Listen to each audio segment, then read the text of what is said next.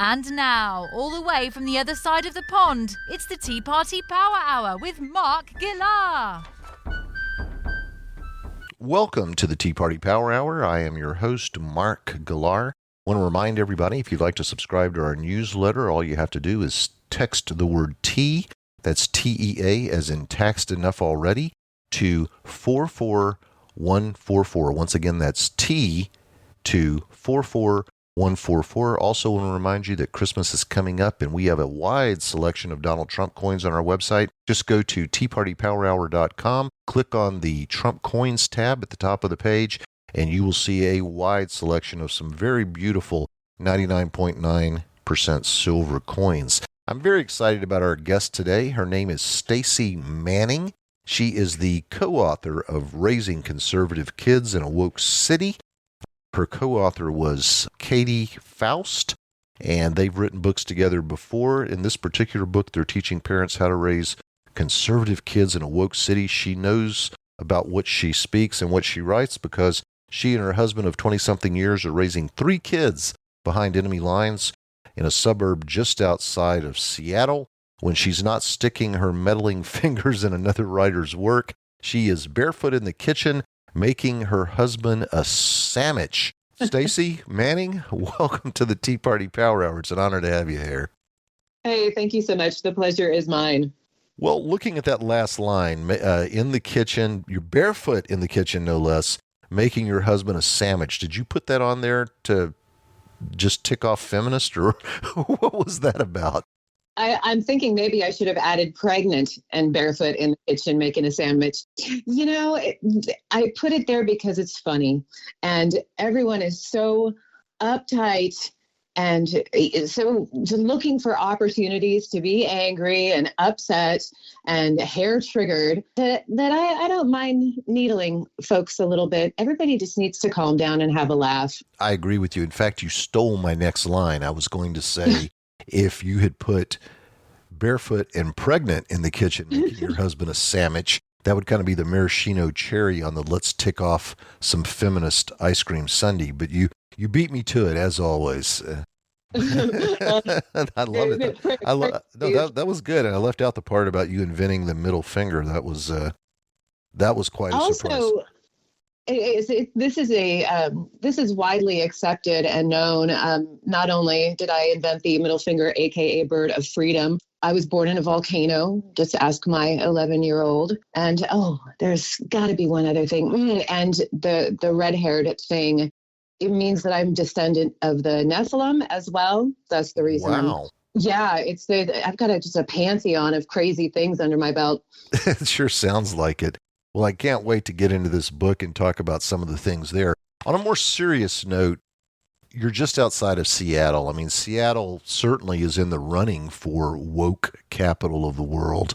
Can't be an easy place to try to raise conservative kids, and you even send your kids to public school, as you noted in the book. So how does a person in a left-wing stronghold like Seattle or just outside of Seattle raise conservative kids all while sending them to a public school? They have to be equipped. And sometimes, Mark, the only conservative principles or pushback other kids in these public schools in these blue bastions are going to hear are from conservative kids. In the elementary school, it's a parent's job to really filter out and build the knowledge base of your child. They are classical educators out there will recognize the classical trivium that we follow because there's no reason to reinvent the wheel. During the grammar phase, you build their knowledge. They are the most susceptible to be filled with truth and beauty, as my co-author Katie so often repeats. But it's the truth. And that's why the educators in Florida flipped out about the so-called Don't Say Gay bill, the Parents' Right initiative Ron DeSantis signed in, because they know that during those years, the kids are the most susceptible for really building their worldview and filling those files that they will go back to and reference in the logic phase where middle school transpires.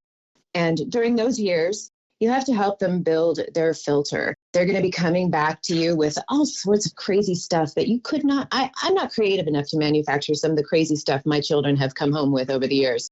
And that's when you need to work with your children by disseminating from the facts that they gathered during those grammar years.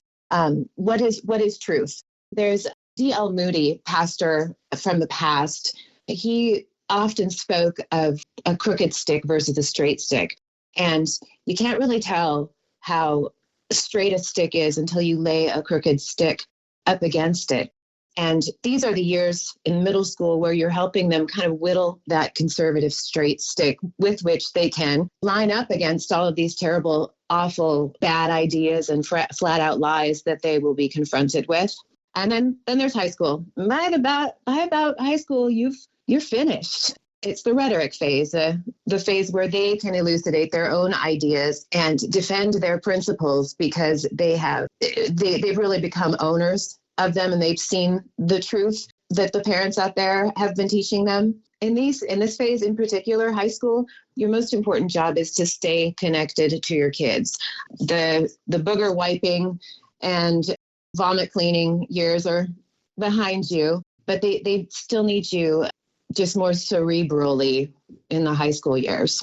Well, yeah, those vomit and booger years are over. Unless you own cats, then the vomit years are never over.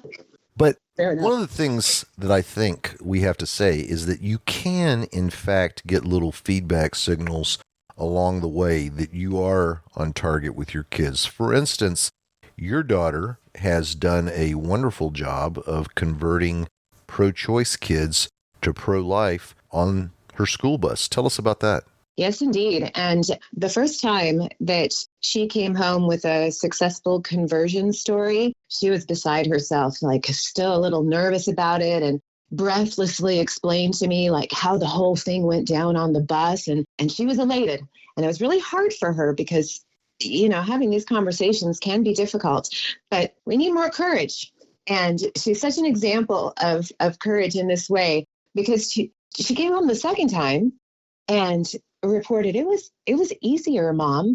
And then the third time it was easier because by the sixth time she was like, Mom, none of these girls know why they think what they think. And like, I've kind of got this down. The conversation unfolds the same way every time. And it's gotten easier and easier. The first time is difficult for anyone, no matter what the age. But you will find that having some courage and speaking out and saying what you believe becomes easier over time. I'm sure that you can relate to this being a broadcaster. Absolutely. And I have had liberals on the show before, and we've disagreed on a lot of different things. Although when I had Juan Williams on, he had just been fired from PBS for saying that if he saw a group of young black men who looked like they were in a gang approaching him at night on the street, he would get nervous. So I think that would have been true no matter what color the people were. And if they were a gang and they're approaching you late at night in the middle of the street, you're going to be concerned unless you're some kind of an idiot. But I guess because he singled out the African-American race, PBS decided to let him go. So he was a little sympathetic toward conservatives at that point, having just been canned at the hands of his fellow liberals. Your son is giving you some signals, too, that you've done a good job with him. Tell us about that. I think that you're referring to my youngest. We were so proud of him. He went to school recently. He's in the 5th grade. And when he walked into the classroom and observed that there was a man in prosthetic breasts and a dress at the head of the classroom, he did a quick calculation and realized, oh, that's my substitute teacher, and my parents wouldn't want me at school today. And so he turned tail and found the principal and said, yeah, my parents won't want me in the classroom today. And the principal, knowing my family, because we make it very clear who we are and what we believe and what our expectations are as the primary educators of our children, agreed. And so instead of being victimized, my my son felt victorious. And then I went to the school board and defined the difference between gender dysphoria and autogynephilia, which I don't think many people quite understand. The gender dysphoric trouble is obviously the people don't feel aligned with the sex they were born. But autogynephilia is where a male gets off sexually by having others perceive him as female. This is a fetish that falls under the philia umbrella. And there's no way that a child could tell whether or dealing with a gender dysphoric person who by nature does have a mental disorder, or somebody who's getting off sexually in front of a captive audience of 28 11-year-olds all day. And so he took care of that business and had a day off. Well, I'm very proud of your son. And I'll also add that I think most people would be shocked that this happened in a public school outside of Seattle, because most people would think in that environment, the principal would have called Child Protective Services and said this kid's parents have been brainwashing him. But instead, he knew the situation. And I think that relates back to something else in your book. You have to let the teachers know who you are, what your expectations are, so that they understand when something like this happens where your child is coming from. And you obviously did a good job of that, because the principal didn't even attempt to fight it. He could have easily said, Billy, get your tail back to the class. That's no reason to not want to be in a classroom. Or, like I said, jokingly, but could have happened, he could have called Child Protective Services and said, this kid's parents have brainwashed him into being some kind of a homophobe or a transphobe. And he didn't do those things because you had laid down the law to the school, probably on Meet the Teacher Day or before. That didn't happen. So there were a lot of things in play there. One, that you had done a good enough job raising your son that he knew you and your husband would not want him in there. But the other thing is the principal knew who he was messing with if he had not agreed to let your son out of that class. So it seems like everything just came together just right on that. It's so beautiful. He's such a guerrilla marketer for what we're trying to impart in raising conservative kids in a woke city. I couldn't have manufactured a more exciting victory of like, yeah, this is working.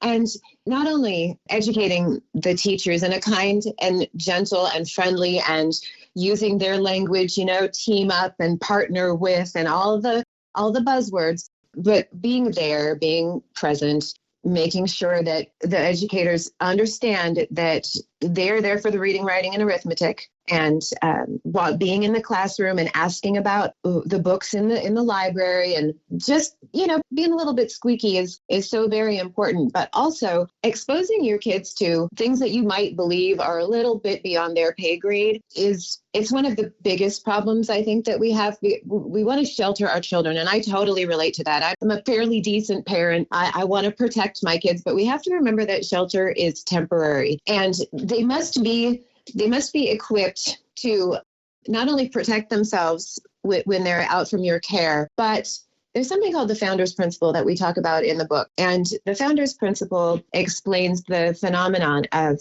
the first person introducing your child to something will become an expert of that thing in your child's eyes. So say Bobby brings the smartphone out on the playground and shows your kid porn. When your kid wants to know a little more about porn, he's going to go back to the expert Bobby. That's why parents must broach these subjects earlier and in age-appropriate ways that won't damage them. But you have to warn them and be that expert so that they will come to you instead of Bobby on the playground when the world hands them something they're not ready for. As a parent, my son's 32 now, but as a parent, I can tell you that you get that feedback and it makes you feel so good when something happens and you realize that this is proof that there's some good parenting going on here. A story I like to tell is we were in a parking lot of a mall. My son, who was 4 years old at the time, saw a dime on the ground. He goes, "Look, Dad, I found some money." And I sort of winked and said, "Well, son, what are you going to do with all that money?" And he said, "I know. Let's give it to a poor kid who doesn't have any money." And my heart just melted. And we went into the first store on the outskirts there, one of the anchor stores, and there was a big jar for Jerry's Kids back when Jerry Lewis was with the Labor Day Telethon. And I picked my son up, held him up high. He dropped his dime in there. He was so proud of himself. I was proud of him. And that is feedback that you're doing a good job. Same thing with you. Indeed. When your daughter came home and told the story of converting the pro-choice kid on the bus, you must have felt great. When your son told you the story of what happened at school, you must have felt great. There are rewards, emotional rewards for doing your job right as a parent, as opposed to being one of those people who wants to let the school raise the kids or the friends raise the kids. My son, if I can brag on him for a second, straight A's in high school, straight A's with his bachelor's, straight A's with his master's.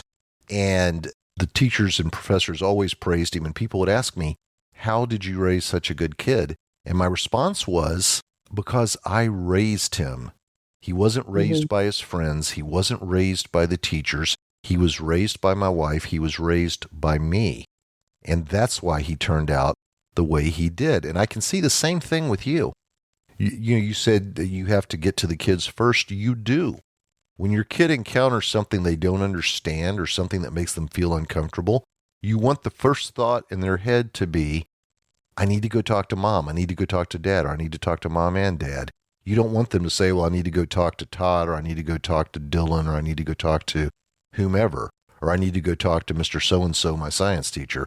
No, It has to come back to the family. And I really think that is one of the huge differences between people who raise their own kids and people who let other people do it for them. Another story I like to tell people is that I knew this woman who had a PhD who worked for the same pharma company I did. And she was on the science side, I was in the sales side. But she left the company because she got this tremendous offer to work for a company that was paying her several times more than she'd been making with us. But she had to be in Japan a large part of the year. So I bumped into her a few years later in a doctor's office, no less, and I asked her how she was doing, and she said she was a little disappointed because her kid came home from school wearing a tongue ring. Her son did. And she said, we thought we did all the right things. I don't really know what I'm doing wrong. I can't believe this happened. My son with a tongue ring. And I just thought, you're in Japan half the year. Right. You're not. Right. There's no way you can raise your kid from Japan. And her husband was a very successful professional as well. So, I mean, how does that happen? Quality time just cannot be manufactured. It has to come from quantity time. I think Dr. Laura was famous for saying that. The investment that we need to make into our children is actually a selfish one. If we spend those first, 18 to 20 years, it's not a sacrifice. It's a joy to raise children, but they need to be the priority. And when we take the responsibility of being a parent, going all in on that will most often, almost always, save you from the age of 50 plus heartache because you haven't launched well-adjusted adults capable of leading successful lives. And I don't want to live knowing that if I just could have, I should have made that investment, or that there was a price on my living in my September to December years in sorrow because my kid needed me when I wasn't there. A lot of people like to say, especially busy business executives like to say, that it's not quantity time, it's quality time, but it's really both.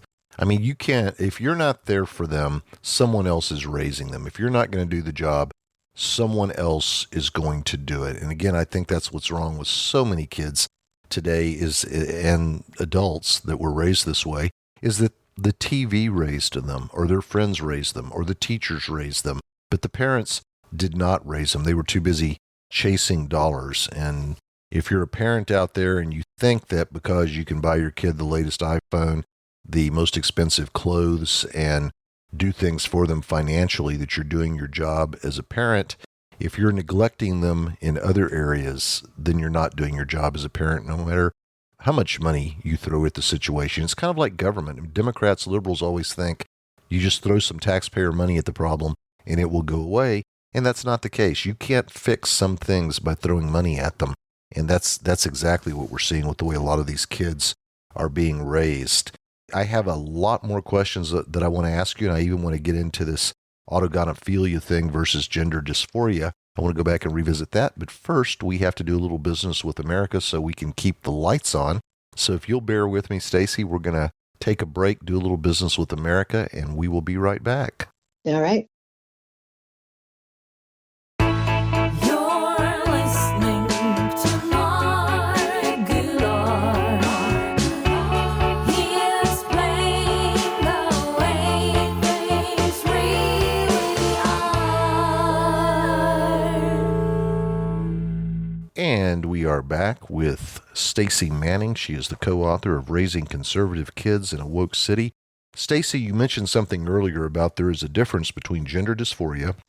That's somebody who genuinely feels, these people do exist, that genuinely feel that they are in the wrong body, that they are a female trapped in a man's body or a man trapped in a female's body or whatever. And those people do need help because that is a psychiatric condition. But on the flip side, there's also something called, I believe you said autogonophilia. Did I pronounce that correctly? That's correct. Okay. And that is where a man, you said, I'll use your term, gets off to the idea that he is appearing as a woman before people. Now, you said in your son's case, you didn't know if he could tell, is it a true gender dysphoric person or is it a person with autogonophilia? I'll tell you what my test is. My test is, are they dressed up like a drag queen or are they genuinely trying to appear as a woman? Because what I've seen from people who are gender dysphoric is that they do make an effort to look like a woman, whether it's Amy Schneider, who's a Jeopardy champion, or Rachel Levine. There's this effort to look female. Now, for the people who get off to looking like a female, even though they're male, it's always an exaggerated version of a female. They're wearing a breast prosthetic that has breasts the size of watermelons, and they're exaggerating their fingernails and their makeup. And there isn't a Bourbon Street prostitute that wouldn't look at these people and say that they've overdone the makeup and overdone the fake boobs and everything else. I mean, they are exaggerating femininity. They are mocking feminism. When you look at these people, this isn't somebody trying to be a woman. This is someone dressing like a clown. And this is someone mocking the female gender. So I think that's a good test because people who are truly gender dysphoric don't try to call as much attention to themselves. Obviously, if you're getting off emotionally, sexually, whatever, to looking like a female, even though you're a male, you're going to enjoy that more as more and more people notice you. So you exaggerate things to draw attention. Is that a fair assessment? Not being an expert and not being able to know what's in the hearts and minds of anyone else, I'd say that's a decent assessment and fairly enough explained. But for the under, 12 crowd, oh sure, it's just a no-go zone for those very reasons that one can never tell the motivations, regardless of what someone might say. You just can't know. So there's no reason to know. One case that happened, and I can't remember if it was in Canada or the Seattle area, was a teacher who was male and was showing up dressed just like I said, exaggerated prosthetic breasts, the whole 9 yards, and then was videotaped at their apartment complex walking around dressed like a male. So the only time they dressed up like a woman is when they were in front of kids. Now that to me seems like a clear-cut case of someone who's enjoying the fact that people are seeing them as a woman. Me too. And where was that? Was that in your area? No, it was in Canada. In Canada. Okay. I knew it was one of the two. So at any rate, those people are out there. And the bigger question in all of this is, how do they get past the job interview? Yeah. Because the world's gone mad and adults aren't willing to simply say no, because it actually goes back. I think that the way that we're just such a hedonistic and materialistic society. We've totally lost our way. It is the next iPhone. It's the appearance. It's the, do whatever you want, whatever feels good, emptiness of consumer America. And you said something earlier with regards to putting the dollars before children. And I think it harkens back to the first book that Katie Faust and I wrote called Them Before Us, Why We Need a Global Children's Rights Movement. And it's about all the ways that we're sacrificing adult or children's rights rather, on the altar of adult desires. And I think that many people, and the way our society is looking at children these days, they look at children as accessories, as something that will satisfy some need that the adult has to be a parent, rather than really acknowledging the importance of putting the children before us, whether it's divorce, same-sex parenting, donor conception, surrogacy, adoption, ignoring the importance of biology, the redefinition of marriage. I mean, it's all about what the adults want. And then the kids just kind of get plugged in wherever is convenient. And we've unleashed a couple generations of kids that need safe spaces and coloring books in college. Very true. And I think there are, in fact, too many parents trying to live out their lives a second time, or live out their childhood a second time, vicariously through their kids. We see that all the time. And it goes back to a lot of things. I know whenever we were pondering a name for my son, the one thing I made clear to my wife is that my son was not going to be Mark Jr. Now, if your son has got your husband's name, I apologize in advance, but the bottom line is that I see when that's done is that the child is an extension of the father. I know there are plenty of people who do that, plenty of conservative people who do that, but I just feel like the kid needs to be his own person or her own person, and that starts with the name. If we're out here saying crazy things, I also think women should absolutely change their last name to their husband's name. If they're going to be associated with a male for the rest of their life, let it be the one that she chose to marry and have children with rather than her father. Yeah, that's kind of a sticking point with me as well. And you see that a lot more these days. And I know some couples where that was done. And in one case, the woman was like, well, I was thinking about going for my master's and PhD, and I wanted to go ahead and have all the work recorded under my maiden name. And I was thinking, you got married when you were working on your bachelor's. You hadn't published anything of note at that point. That's a BS excuse. And I think that's just an example of women who are making it clear that they are rejecting the patriarchy that is embedded in our society, if you will. But yeah, that's a real stickler with me as well. The words conservative and woke both appear on your book cover. So I think it's a fair question to ask you, how do you define conservative and how do you define woke? And I know woke is a loaded question because even wokies can't agree on what it means, but I'd like to know what you think it means.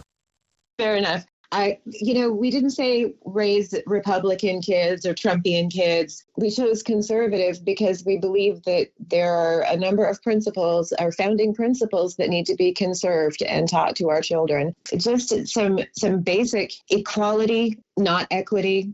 Everyone should have the same opportunity without any barriers to any weighted thing, just a meritocracy, the importance of fairness, and that laws are applied equally. And it's just basic conservative stuff. What are the woke? Well, the woke, so often riled up on campuses by, I don't know whether evil or ignorant professor types who decide on a utopia and then they point out an institution that must be destroyed or divide people among racial groups, pit them against one another, and foment as much discord as possible, breaking down the social norms and just making everyone an enemy of the other, just for the sake of discontent and social upheaval. They don't actually have a plan to make it any better. They want to destroy because, I don't know, maybe their mom didn't spend enough time barefoot in the kitchen making them a sandwich. I don't know. Sandwich. I'm getting visions in my head of Leon off of the Andy Griffith Show, who was always offering people a bite of his peanut butter and jelly sandwich. Every time you say that, in the military, one of the things they do before they send in the ground troops is they will bomb the heck out of an area to soften it. And one of the things I think communists are doing, in order to eventually turn America into a communist nation is they're softening us up right now. And they're doing that by dumbing down education, and they're doing it by attacking things like Christianity and attacking the family, the core family unit, the nuclear unit. And even Karl Marx himself made it clear that we have to destroy the core family unit in order to be successful. And that's what you see. Liberals seem to be big believers in ditching a marriage the minute things go a little bit south. They're big on letting the village raise the kids, not the kind of village you talked about in the book. We're going to get to that. But they want the state to raise the kids. They attack anything that's wholesome and good. Patriotism, the Boy Scouts, the Girl Scouts, you name it. If it's good, you'll notice Barack Obama never went to the annual Boy Scout Jamboree once. Why? Because that was raising patriotic kids from a family with a good core family unit. And Barack Obama wanted no part of that. Now, if there had been a jamboree with thousands of kids who came from broken homes and did drugs and cross-dressed, Obama would have been there with bells on, literally. But he didn't want any part of that because Democrats seem to shun, liberal Democrats seem to shun anything that's wholesome or good. And it's all about softening up the target. They want us to be a country where we don't know who our mother and father are. We don't know what gender we are. We don't know right from wrong. And I see all of that as sending in the planes to bomb the hell out of us before they actually try to advance the ground troops and turn this into a communist country. But that's just my 2 cents. I'm just a podcaster. Let me ask you, though, what do you see in terms of the systematic attack on the core family unit? The smallest political unit is the family, and that is where we're going to make the most headway in this country. There's no top-down fix. We can't count on our politicians to come in and save the day. Nobody's going to white horse this thing. It's going to take a village made up of individual family units that are preparing their children. They are softening us up. It's hard to believe the past 5 years. It used to be that I could understand the reason that someone was doing something because there seemed to be some order behind it. But the chaos, I can't read the Matrix anymore because it doesn't make any sense other than the other side has just been blinded by pure evil. And it's hard to fathom, as you can say as a Christian, the fallen world and understand that as a concept. But the government response to COVID was, and then I get a call from being crazy. You broke off there for just a second. What did you say just before crazy? I got a phone call from Beijing, China, as I'm talking about COVID. Right now? Yeah, it just buzzed in. I'm like, Beijing, really? Okay, God has a hilarious sense. Well, it wasn't Wuhan. No, not Wuhan. Okay. Bigger. That would have been really freaky. And I want to point out that Hillary, that is a strange coincidence. I want to point out that Hillary Clinton is famous for saying it takes a village. She wrote a book with that title. But in her case, the village is the public school system. The village is the state. The village is a whole bunch of strangers that you don't even know raising your kids. When you say it takes a village, you're defining village completely differently, made up of entirely different people. Let's clarify that. When you say village, how do you define that? Yeah, I mean your people, just like we cover in the book. When she was saying, when you picture a village, all of those people in a village know one another. They are coming from individual family units, helping to keep an eye on the kids when they're out running about. She's talking about institutions. It was just entirely not. It's not a village. She's talking about institutions, period. When we cover in one of our concepts in raising conservative kids in a woke city, to find your people is one of the most important things that you can do. Not only do your kids need you to be a strong, knowledgeable conservative, but they're going to need other adults in their life that are living out conservatism in real, tangible, and different ways than your parents are. And it's good to see many different people in many different walks of life and the ways that they're maybe trying to influence the culture or run for office. So as your kids grow up, there's not a one size fits all, and observing the way other families are raising their children and the outcomes for those children will help inform your kids. Yeah, my parents are, they were spot on that. Or, I think that other family maybe covered that better. Having other conservative people, like, for example, when my husband, bless his heart, he made the mistake of running for city council during the first year the first election that Trump ran for office. And we live in an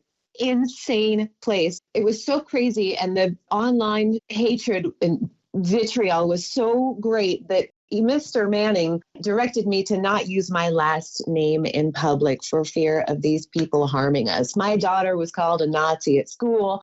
The PACs that formed, sending out all of this ridiculous, horrible campaign material against my husband. It was just insane. It's a 50,000 person little city right on the border of Seattle. And outside interests spent over $100,000 in order to get their lefty union selections in office. It was devastating. It was a very difficult experience for my family. And there was no justice, no happy ending. But I have a village of people that were always at the ready to tell us, we're right. We've got your back. We know all this is garbage. We're praying for you. Hey, can I bring you some dinner? Hey, let's have a laugh about this, because it's hard to be in such a place and to have the hate coming from so many places, and strangers online. It's easy to feel like everyone is against you. So if you haven't established your tribe of people, it's going to be a lot more difficult for you. The other side really does go for the jugular. I was involved with Sheriff Arpaio's investigation of Barack Obama's documents, which included his Social Security card, his draft registration card, and his birth certificate. And I was kind of the unofficial voice of that investigation. I did all the videos for the 3 press conferences that Sheriff Arpaio held in Arizona. And I received some of the craziest emails. People would say, the cold case posse is raising money on this stuff. It's all fraud. Therefore, you're engaging in financial fraud. You're going to go to prison. Your cellmate's going to be an axe killer who keeps telling you you'd look good in a sundress. The cellmate's going to rape you over and over again. And I really question the psychology of someone who would feel the need to do that. If you disagreed with what we said, and we had forensic experts in different parts of the world all agreeing that document, especially the birth certificate, had been altered, why not just say, well, I disagree with what the experts said, and why? Why are you telling someone they're going to be in prison? They're going to be raped. It seems like everything always goes back to sex with these people, too. I don't know what it is, but it's how they identify themselves. It's like, well, tell me about yourself. Well, I'm a homosexual. Okay. Okay. That's the first thing that comes out of their mouth when they're liberal. And, you have to ask yourself, why? Why are they so vicious? Why are they so filled with hate? There were people who sent me regular emails trying to mess with me psychologically because I was involved in that, because I was lending my voice to it. And, what you're saying about your husband running for student council is the same thing. Let me give you an example. There was one group of forensic experts, and these are people who trained police departments all over Europe. This particular group was in Italy, and it was a group of PhDs who were experts on computer forensics. And we also had people that were experts on old-fashioned document forensics, document examiners, but these guys were computer forensic experts, and they all also worked for a university. Well, when they put out a report siding with us that the odds of that birth certificate not being altered were very slim, the OBOTs in the United States found out the name of the company, found out where each of them worked, and went to the university there in Italy where they all taught and tried to get them to lose their jobs as professors because they had issued an honest report about what they believed about that particular document. They're not satisfied to say, well, your expert says this, well, my expert says that. No, They want to put this person out of work. They want to make this person not be able to feed themselves. They're vicious. They're crazy. They're obsessed. And I guess I think they're a cult. Human beings are made to worship. And Barack Obama is the high priest of the leftist cult. And such a cult based in no higher deity is bound to look for sacrifices. And they're not going to make the sacrifices themselves. They're going to take out other people because it satisfies whatever it is inside of them that has made them worship this leftist socialist utopia. And anybody, I mean, they've got their high holy days. They got a whole month they celebrate Pride. They have a whole lexicon, a forever changing lexicon to identify themselves to one another. You know, they've got their flags, they've got their symbols, and you get excommunicated if you don't march lockstep, like Barry Weiss and Dave Rubin. You know, you get a little bit too far outside and you are excommunicated. I mean, it is a religion. it is. I had a minister on a couple of weeks ago, and that's one of the things we discussed is that when you don't have Christ in your heart, you look for something to fill that void because, as you said, humans are engineered to worship. It's in our DNA. And when you don't have God, you put something else in there, whether it's global warming or Barack Obama. I mean, I still will remember to the day I die that YouTube video where a group of school children were instructed by the teacher to put in Barack Obama's name into the song Jesus Loves the Little Children. And it was Obama loves the little children. I was just like, did they do that? Did they just do that? And they did. They did. It was basically Obama's Jesus now. So there is something wrong with them. I have seen college students screaming at a camera that if you didn't agree there were 600 genders, you were denying science. And others will say if you don't believe in global warming, or at least anthropogenic global warming causing the earth to boil over, that you are denying science. And I don't know about you, Stacy, but I'm not going to let a bunch of people who think an unborn baby a few days before birth is just a worthless clump of cells teach me about science. I don't think they know the first thing about science, and I'm not going to let people who think that all a man has to do is cut off his private part and suddenly he's a woman lecture me about science. I don't think these people know anything about science, but in their minds, and I had a guy say this last week, they're both arrogant and ignorant. I've always told liberals on Twitter, you're a very special blend of ignorance and arrogance. Not only are they wrong about everything, but they're so arrogant they don't think there's any chance they could be wrong. So that's what we're up against. And in order to go up against something that formidable, you need help. And one of the things people can do is read your book, Raising Conservative Kids in a Woke City. Another thing they can do is get involved with Them Before Us. That was the title of your first book, but it's also a website, thembeforeus.com. Tell us about Them Before Us. Tell us what you can do in addition to encouraging people to read this book and your previous book, what parents can do to get involved with Them Before Us, and what Them Before Us can do to help the parents.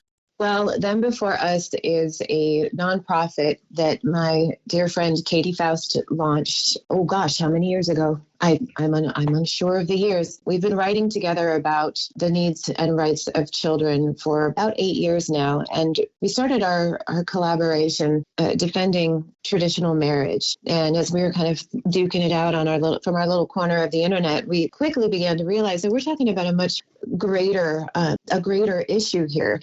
So no matter whether, I think I went through them before, no matter whether we're talking about surrogacy or donor conception or same-sex parenting, divorce, marriage, we're trying to change the global conversation from focusing on the adult desire in a marital relationship, instead focusing on a child's right to be known and loved and raised by their biological mother and father.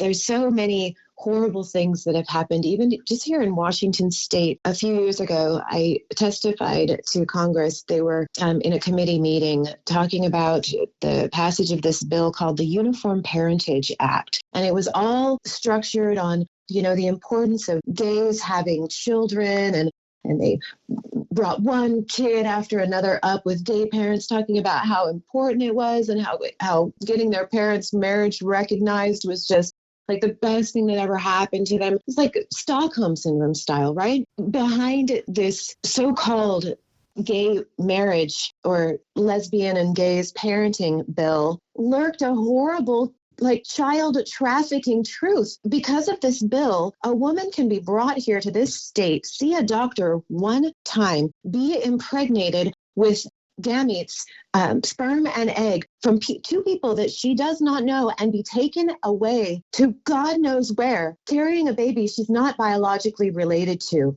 Ivan, the human trafficker, can bring 15 sex trafficked women here, have them all impregnated with children they have no attachment to. And imagine, what could happen to these poor children? We cannot be making policy on oh, hey, gays just want to have families. And these could be the awful results. People can't even stop littering. So, let's talk about what happens to these children. Obviously, Ivan isn't bringing these women here to get them impregnated because he just wants to see the world's population go up.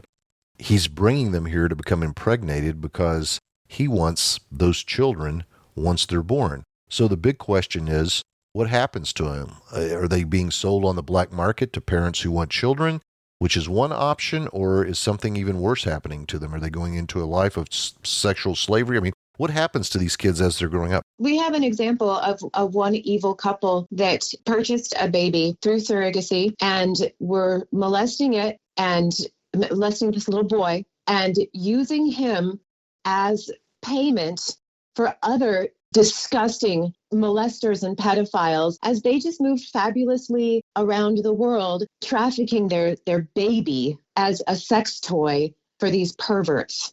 It's just heartbreaking. And, this is one of those subjects that people don't like to talk about because it's so uncomfortable, but we have to talk about it. This is real. Yes. This is happening. And it's interesting to me that I've been online arguing with trans people about whether drag queens belong in a kindergarten classroom. And I said this last week on the show. Some people have asked me, well, Mark, these people are just so kind, these drag queens, they're donating their extra time to teach these kids how to read. Mark, don't you want these kids to learn how to read? And I wasn't having any of it. I said, first of all, there are teachers in the classroom being paid to teach the children how to read. And I haven't read anywhere where there's a lacking in the teachers in public schools and they can't teach kids how to read unless they have drag queen assistance. And the other thing I like to say, and I know some people are going to be tired of hearing me say this, is if they want to help people and read to people, they could go to nursing homes. But they know that their luck of recruiting somebody and grooming somebody who's in the last couple of years of their life isn't going to be very successful. And even if it were, you're only creating a trans person for a couple of years. It's much more efficient to go after the kids. So don't tell me that you're trying to provide a community service and that you're trying to teach kids how to read. You're recruiting kids. And I actually had a person come on my show. This trans thing has gotten so bad that other members of the LGBT community are having a problem with it. And I actually brought a guy on the show. He was gay.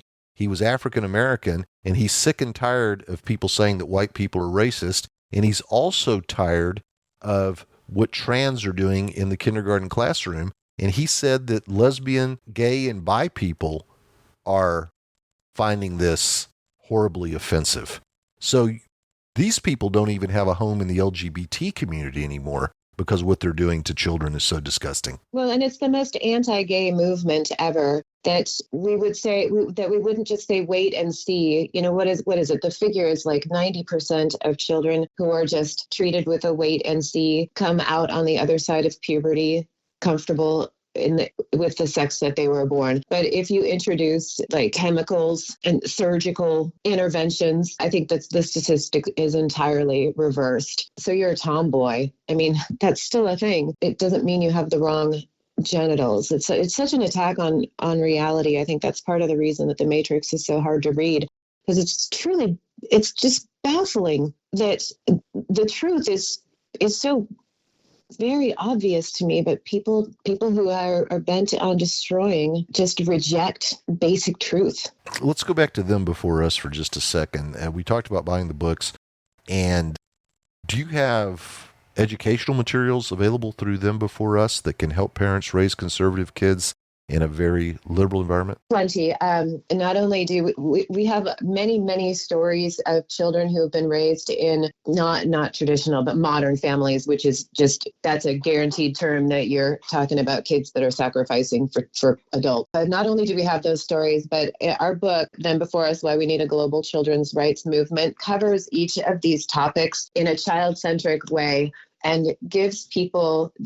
changes the perspective of how we're looking at children's rights. We're not anti anything. We are pro child and the best environment for children to be raised to become thriving adults. And we've actually been translated into 4 languages. It's been printed in Korean, Hungarian, Lithuanian, and Albanian. We've had impact on, I believe it was the Albanians rejected same-sex marriage, and we had a big say in why they did that, because they had ears to hear. If you have like surrogacy kind of bugs me, or IVF, I'm crunchy about it, but you just you can't quite put your finger on it. I think there's like 200 reviews on Amazon, one after another, person saying this is exactly the manual I needed to be able to talk about these difficult subjects with my girlfriends, with my family, because they're a little tough, but we arm you. It's a manual, really, for all things children's rights. And also great information to have when you're raising conservative kids, no matter whether you're in a woke city or not. Raising conservative kids in a woke city is a very, very fun read. Then Before Us is a heavy read with a little bit of humor in it, because the subject matter is very trying. So we try and have a little levity. But in Raising Conservative Kids, I was let off the leash. My humor is a little dark. My language might be a little coarse at times. And if we can get that book into the hands of as many young parents as possible, that would be a dream come true. Well, tell them how they can get a copy. Amazon.com, Raising Conservative Kids in a Woke City, Teaching Historical, Biological, and Economic Truths in a World of Lies. I also read the audiobook as well, which is also available on Amazon. So if you like the cut of my jib, you can listen to 5 hours. I don't want to freak you out, but while we've been on the phone, I received a text message in Chinese. No. I did. I'll send you a copy of it. It came in probably about a couple of minutes after you said you'd gotten a phone call from China. So Wild. I guess the Chinese people are hitting American podcasts right now that are conservative. I don't know what's going on. I can't read this because it's in Chinese. But I'm looking at this going, okay, she received a phone call from China and I received a text message from China. And while she was talking about COVID. So that is really interesting. I have been known to embrace a conspiracy theory or two, including the birth certificate, but I don't think I could write a conspiracy theory to fit around you and I both receiving messages from China within a couple of minutes of each other while you were talking about COVID. Is there anything, Stacy, anything at all that you were hoping I would ask you about, and right now you're going, darn it, I wish Mark would have asked me about this? Gosh, you are a professional. I really feel like I'll hang up the phone and think of something. Mm-hmm. But no, I'm so pleased. You're such a pleasure to speak with, and really a master conversationalist. So I appreciate how in depth we've gone, and hopefully we can sell some books and I hope so. change some hearts and minds. Christmas is coming up, and let's say you're a grandparent. You've already raised your kids. Give it to your children so they can use the book to help raise conservative kids. Give it to a neighbor. Give it to a friend. It's really important that we all stand up collectively and say no to this nonsense that is occurring in our society. If you go back 50 years, neither Democrats or Republicans would have believed that one day in the United States we'd be debating whether drag queens belong in kindergarten classrooms, whether teachers can help children in school change genders without telling the parents. They would say you're crazy. No one's ever going to debate that. That's common sense. Everyone knows that's wrong. But here we are in the year 2023 debating these types of topics. And ironically, it's the people who want to protect children who are being vilified by the media, not the people who want to put books in the schools that teach young boys how to perform sexual acts on grown men, not people who want to put an exaggerated drag queen with huge breast prosthetics into a kindergarten classroom. Oh no, it's those of us who want to protect the children who are being vilified by the mainstream media. And I don't think, going back to when I was a kid, I'm 60, so when I was 10 years old, I think if you'd have told any Republican, any Democrat this, they would have said, you're crazy. You have a crazy vision of the future. There's no way that's ever going to happen. I mean, we disagree on some things, but nothing like that's ever going to be debated.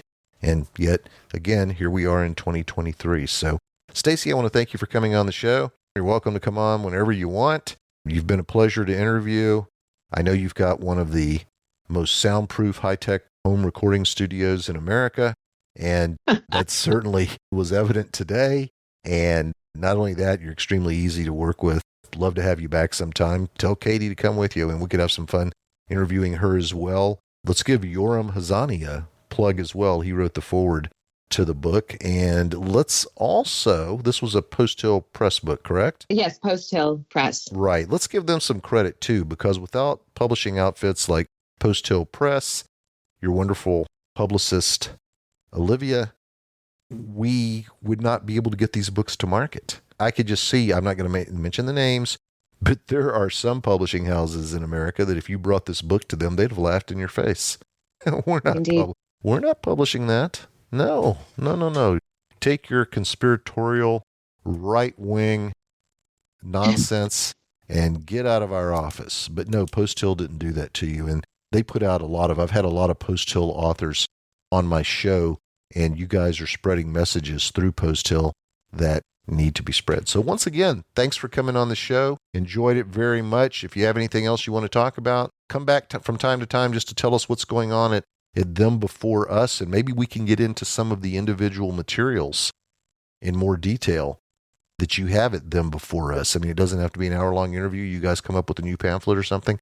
Come on the show. Love it. Tell us about it. So anyway, thanks for being here. Thank you so much for having me, Mark. You are very welcome. And with that, we are done. But I want to thank everybody for stopping by the Tea Party Power Hour today. I want to remind you again to subscribe to our newsletter. Text T, T-E-A, as in taxed enough already, to 44144. That's actually my old, 44 is my old football number when I played in 8th grade. Think 8th grade football doesn't mean anything to a kid? You're wrong. It still means something to me. And also want to remind you that we have this amazing collection of Donald Trump coins, capturing everything from when he and Melania came down the escalator to other things that happened, great achievements that happened during his presidency. So come to teapartypowerhour.com, click on the Trump Coins tab. Once again, that's the Trump Coins tab, and you'll see a wide selection. And all you have to do is click on one of the coins, and you'll be shown how to order them. They make great stocking stuffers for all the MAGA people on your Christmas list. So once again, thanks for being here. Look forward to having you back very, very soon. You've been listening to the Tea Party Power Hour with Mark Gillar.